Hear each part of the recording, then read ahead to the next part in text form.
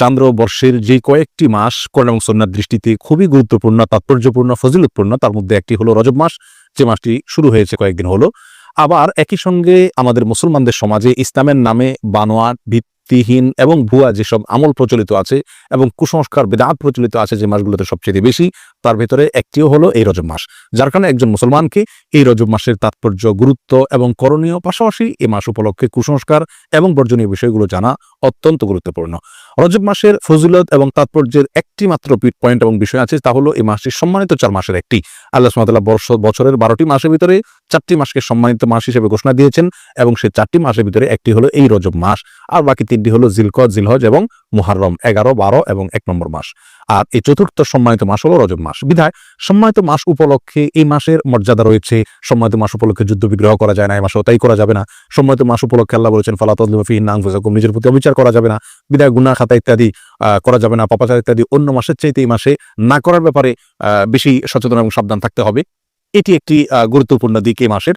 এর বাইরে রজব মাসের ফজিলত এবং মর্যাদাকে কেন্দ্র করে কোরআন এবং সুন্নাহ বিশুদ্ধ সূত্রে একটি হাদিসও বর্ণিত হয় নাই। বিধায় একটি মাত্র মর্যাদার দিক হলো এই মাসের সম্মানিত মাসের একটি মাস।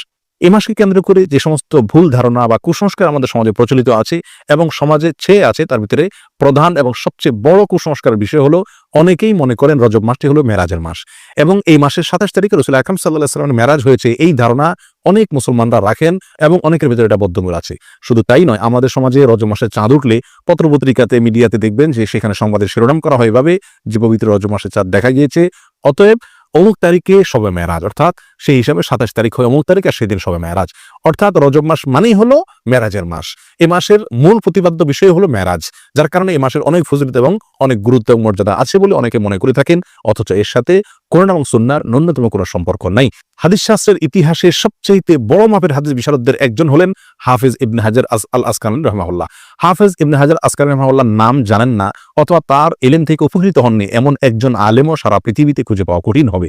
সেই হাফিজ ইবনে হাজার আল আসকালানী রাহিমাহুল্লাহ বলেছেন যে ওয়াযাকারা বাযুল কুসসা আছে, কোন কাহিনী রিসাইটার, কোন গল্পবাজ বক্তা তারা মানুষদেরকে বলে বা গল্পবাজ লেখক তারা মানুষদেরকে জানায় যে নবী রাসূলের মেরাজের ঘটনা নাকি রজব মাসে হয়েছে এবং রজব মাসের 27 তারিখে হয়েছে।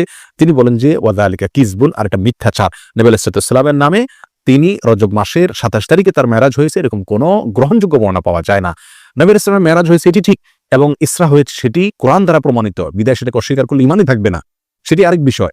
কিন্তু রজব মাসে হয়েছে এবং রজব মাসের 27 তারিখে হয়েছে, এর কোনো ভিত্তি, গ্রহণযোগ্য কোনো ভিত্তি কোরআন অথবা সহিহ সুন্নাহর কোথাও পাওয়া যায় না। নবী আলাইহিস সালামের মেরাজটা ঠিক কোন মাসে হয়েছে, কোন দিনে হয়েছে, কোন সময় হয়েছে, এই প্রসঙ্গে ইমাম ইবনে তাইমিয়া রাহিমাহুল্লাহ বলেছেন যে বিশুদ্ধ কোনো বর্ণনা দ্বারা কোনো মাসের কথা নিশ্চিতভাবে জানা যায় না, কোনো দিনের কথা জানা যায় না, কোনো সময়ের কথা, তারিখের কথা জানা যায় না যে অমুক তারিখে অমুক দিনে অমুক মাসে নবী সাল্লাল্লাহু মেরাজ হয়েছে। মেরাজ হয়েছে এটি নিশ্চিত, কিন্তু তার তারিখটা সংরক্ষিত নয় এবং এ বিষয়ে যতগুলো বর্ণনা পাওয়া যায় তার কোনোটি গ্রহণযোগ্য নয়। বিধায় এই মাসকে মেরাজের মাস এবং এই মাসের 27 তারিখে শবে মেরাজ এর রাত মনে করে সে রাতে বিশেষ কোনো আমল করা, এই রাতকে বিশেষ কোনো পদ্ধতিতে উদযাপন করা, এটি হলো রজব মাসের সবচেয়ে বড় বিদআত, যার সঙ্গে ইসলামী শরিয়ার কোনো সম্পর্ক নাই। সম্মানিত ভাই বন্ধুগণ, আমরা সেই আমলটাই করব সওয়াবের উদ্দেশ্যে যে আমলটি কোরআনে অথবা নবী আলাইহিস সালামের হাদিসে বর্ণিত হয়েছে। এর বাইরে কোনো কিছু যদি আমরা করি সেটার নাম বিদআত হবে। বিধায় রজব মাসকে কেন্দ্র করে এই মেরাজ উদযাপন করা, শবে মেরাজ উদযাপন করা, এগুলো সবগুলো বিদআত হবে, এগুলো সবগুলো পরিত্যাজ্য হবে। আল্লাহ তাআলা আমাদেরকে বুঝার তৌফিক দান করুন। সম্মানিত ভাইরা, যদি আমরা ধরেও নেই যে রজব মাসেই এবং রজব মাসের 27 তারিখে নবী আলাইহিস সালামের মেরাজ হয়েছে, তারপরও একটা কথা থেকে যায়, তা হলো নবী আলাইহিস সালামের মেরাজ হয়েছে মক্কায় এবং মক্কার শুরুর দিকে। তিনি এই মেরাজের ঘটনার পরে মক্কায় দীর্ঘদিন ছিলেন, মদিনায় দীর্ঘদিন ছিলেন, তার মৃত্যুর পরে তার সাহাবায়ে কেরাম দীর্ঘদিন ছিলেন। এই দীর্ঘ ইতিহাসের কখনো সাহাবায়ে কেরামের কেউ অথবা নবী আলাইহিস সালাম নিজে কখনো এই মেরাজ উপলক্ষে কোনো প্রকার আমল, রাত্রি যাপন, দিনের রোজা বা কোনোভাবে এটাকে উদযাপন করা, আলোচনা, পর্যালোচনা করা বা এই ধরনের কোনো কর্মসূচি তিনি দিয়েছেন বা পালন করেছেন, এরকম কোনো কথা কোনো হাদিস থেকে পাওয়া যায় না বিশুদ্ধভাবে। অতএব এই আমলটি আমরা যারা করে থাকি রজব মাসকে কেন্দ্র করে শবে মেরাজের উদযাপনের আমল, এটি সম্পূর্ণভাবে বিদআত এবং পরিত্যাজ্য। আল্লাহ সুবহানাহু ওয়া তাআলা আমাদেরকে বুঝার তৌফিক দান করুন। এর সাথে ইসলামের শরিয়ার কোনো প্রকার সম্পর্ক নাই। রজব মাসকে কেন্দ্র করে দ্বিতীয় যে আমলটি প্রচলিত আছে আমাদের সমাজে, সেটা হলো সালাতুর রাগায়েব। এই আমলটিরও কোনো গ্রহণযোগ্য ভিত্তি কোরআন সহিহ সুন্নাহয় পাওয়া যায় না। এই আমলটি বিদআত এবং কুসংস্কারের অন্তর্ভুক্ত। অনেকেই বর্ণনা করে থাকে একটা হাদিসটি বর্ণনা করেছেন আনাস রাদিয়াল্লাহু তাআলা আনহু, যে রাসূল আকরাম সাল্লাল্লাহু আলাইহি ওয়াসাল্লাম নাকি বলেছেন যে কোনো ব্যক্তি যদি রজব মাসের প্রথম বৃহস্পতিবার দিবাগত রাতে রাতে 12 রাকাত নামাজ পড়ে, নফল নামাজ, এবং সেটা মাগরিব এশার মাঝখানে 2 রাকাত করে পড়ে। প্রথম রাকাতে সূরা ফাতিহা, এরপরে 3 বার সূরা ইন্না আনজালনা ফি লাইলাতুল কদর, এরপরে 10 বার সূরা কুল হুয়াল্লাহ, সিজদাতে বিশেষ সংখ্যক তাসবিহ, এবং এরপরে বিশেষ সংখ্যক দুরূদ রাসূলের প্রতি, এগুলো যে কেউ করে তার জীবনের সব গুনাহ মাফ করে দেওয়া হবে ইত্যাদি ইত্যাদি। এটাকে সালাতুর রাগায়েব বলা হয়। প্রিয় বন্ধুগণ, এই সালাতুর রাগায়েব সম্পর্কিত এই যে হাদিসটি পেশ করা হয়ে থাকে, এটি নবী আলাইহিস সালামের কোনো হাদিসের কিতাব থেকে খুঁজে পাওয়া যায় না। এই সম্পর্কে মুহাদ্দিসিনে কেরাম একেবারে সুস্পষ্ট মন্তব্য করেছেন যে এটি জাল এবং ভিত্তিহীন। একটি টাকার নোট যখন ব্যাংক থেকে ওটাকে জাল হিসেবে চিহ্নিত করে দেওয়া হয়, এটা যেরকম অচল হয়ে যায়, এই হাদিসটিকে মুহাদ্দিসিনে কেরাম ঐক্যবদ্ধভাবে যেহেতু জাল বলে চিহ্নিত করেছেন, বিধায় এটাও অচল এবং গ্রহণযোগ্য নয়। রজব মাস উপলক্ষে তৃতীয় যে আমলটি প্রচলিত আছে তা হলো একটি দোয়া বেশি বেশি করে পড়া, আর সেটি হলো আল্লাহুম্মা বারিক লানা ফি রজব ওয়া শাবান, অর্থাৎ হে আল্লাহ, আপনি আমাদেরকে রজব এবং শাবান মাসে বরকত দান করুন, ওয়া বাল্লিগনা রমাদান, আর আমাদেরকে রমজান পর্যন্ত আপনি পৌঁছায় দিন, অর্থাৎ রমজান যেন আমরা লাভ করতে পারি। এই দোয়াটি বর্ণিত হয়েছে মুসনাদে আহমদে। আর যেই বর্ণনায় এই দোয়াটি বর্ণিত হয়েছে সেই বর্ণনার ভিতরে একজন বর্ণনাকারী আছেন যার নাম হলো যায়েদা ইবনে আবি রিকাদ। এই বর্ণনাকারী সম্পর্কে ইমাম বুখারী রাহিমাহুল্লাহ বলেছেন যে মুনকারুল হাদিস, তার হাদিস গ্রহণযোগ্য নয়। আর ইমাম নাসাই রাহিমাহুল্লাহ বলেছেন যে তাকে আমি চিনি না।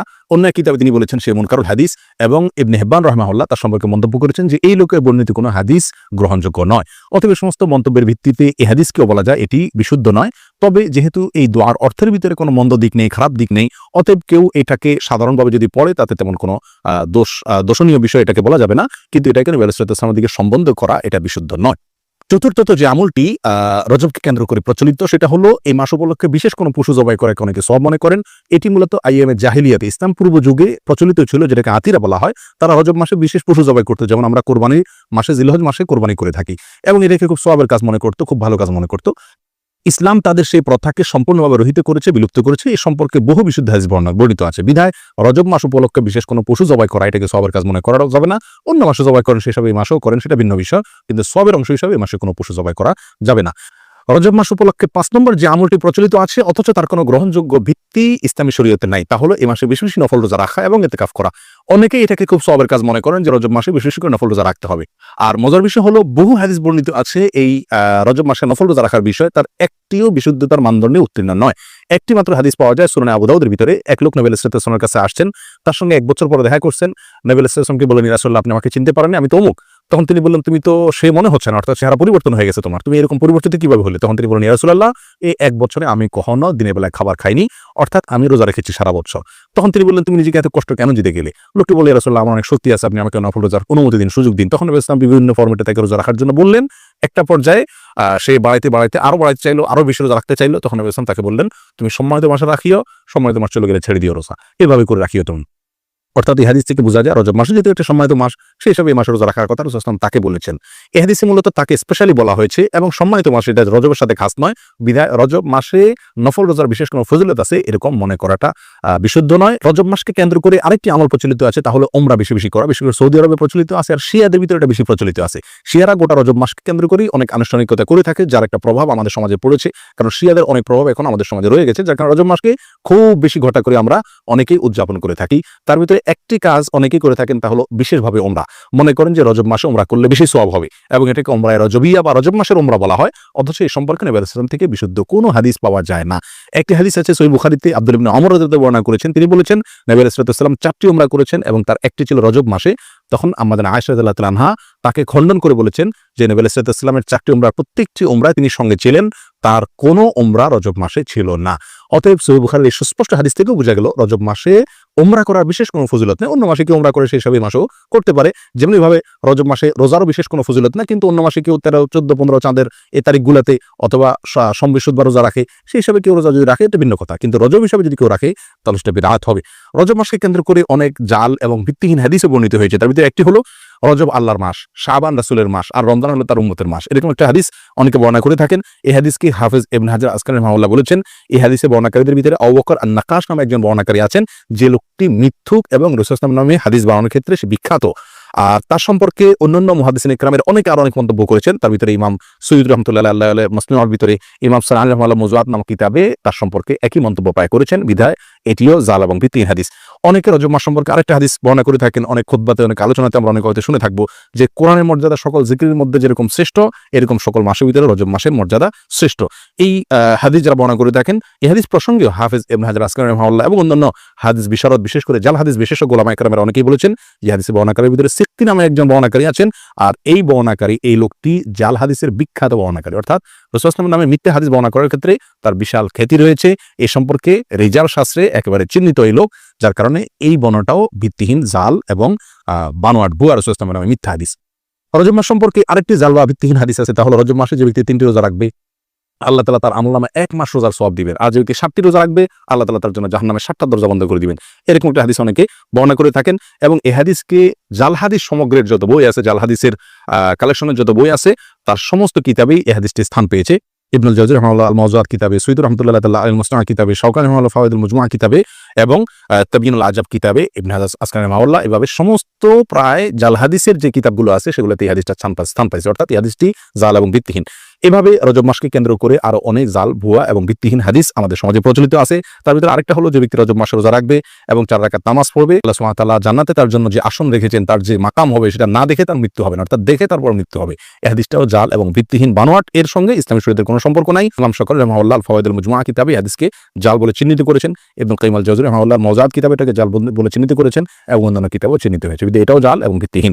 সম্মানিত ভাই বন্ধুগণ, রজবকে কেন্দ্র করে আরো একটি ভুয়া আমল ইদানিং আমাদের সমাজে প্রচলিত বেশ কয়েক বছর থেকে দেখা যায়, এবং সামাজিক যোগাযোগের মাধ্যমে খুব বেশি প্রচলিত দেখা যায়। তা হলো, অনেকে বলে থাকেন, অনেকে মেসেজ পাঠিয়ে থাকেন, ইনবক্স করে থাকেন যে রমজান অমুক তারিখে হবে, এই সংবাদ যদি আপনি এতজন লোককে দেন তাহলে আপনার জন্য জান্নাত ওয়াজিব হবে, ইত্যাদি ইত্যাদি। এটি আমাদের মূর্খতার একটা বড় প্রমাণ। আমরা কোরআন সুন্নাহ থেকে যে কত দূরে সরে গেছি, যে কোনো কথা, মুখরোচক কথা শুনলে আমরা এটাকে গিলে খাচ্ছি ইসলামের নামে। এটার একটা বড় প্রমাণ হলো এই ঘটনাকে আমরা অনেকেই খুব গুরুত্বের সাথে দেখি, এবং এই মেসেজকে আমরা অনেকে চালাচালি করে থাকি। প্রিয় বন্ধুগণ, রমজানের সংবাদ কাউকে দিলে তার জন্য কোনো ফজিলতের কথা, কোনো মর্যাদার কথা কোরআন সুন্নাহর কোথাও বলা হয়নি। যারা এই মেসেজকে প্রচার করেন তারা আল্লাহ এবং তার রাসূলের নামে মিথ্যাচার করছেন, আর যারা মিথ্যাচার করছেন নবী সাল্লাল্লাহু আলাইহি ওয়াসাল্লাম বলছেন তাদের ঠিকানা জাহান্নাম। বিধায় এই ধরনের মেসেজকে আমরা ফরওয়ার্ড করব না, এবং এগুলোকে ইগনোর করব। এর সাথে ইসলাম শরীয়তের কোনো সম্পর্ক নাই। সর্বসাকুল্যে আমরা খোলাসায় সামারিতে বলতে পারি, রজব মাসের বিশেষ কোনো ফজিলত এবং মর্যাদা নেই, সম্মানিত 4 মাসের একটি এই কথা ছাড়া।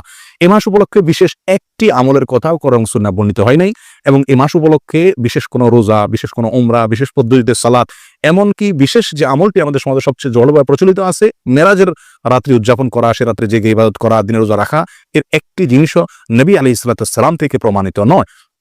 আর নবী আলাইহিস সালাম থেকে যেটি প্রমাণিত না, সেটা দেখতে যতই ভালো দেখা যাক না কেন, তার কোনো সওয়াব আমরা পাবো না। এটা বিদআত হিসাবে গণ্য হবে, আর বিদআতের ঠিকানা জাহান্নাম। আমরা অনেকেই বলে থাকি যে মানুষ এমনি মসজিদে আসে না, নামাজে আসে না, এক উসিলায় যদি শবে মারাজ উপলক্ষে মসজিদে আসে, আপনারা বাধা দিয়ে মসজিদ থেকে বের করে লাভ কি? তারা তো গান গাচ্ছে না, হারাম কাজ করছে না।